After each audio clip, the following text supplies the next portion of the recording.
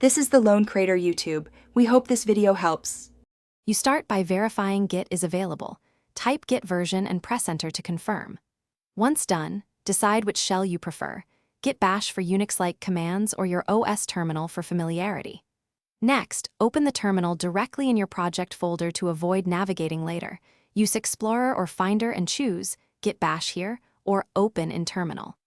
This saves time and ensures you're already in the right directory when you begin running Git commands.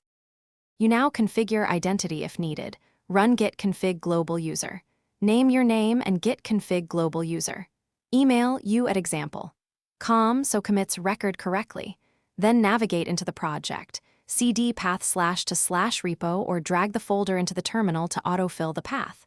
Once inside, check the repo state with git status. If this is a new project, run git init to create a repo. Make sure your path includes git if commands are not. You finish by running git status to see changes and git log one line to inspect recent commits.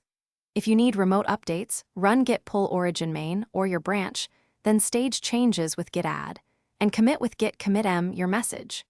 Use git push to send changes. If the terminal reports command not found, reinstall git and enable the option to add git to your path, then reopen the terminal. That usually resolves missing command issues quickly.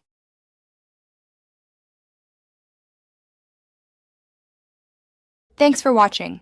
Consider subscribing if we helped you.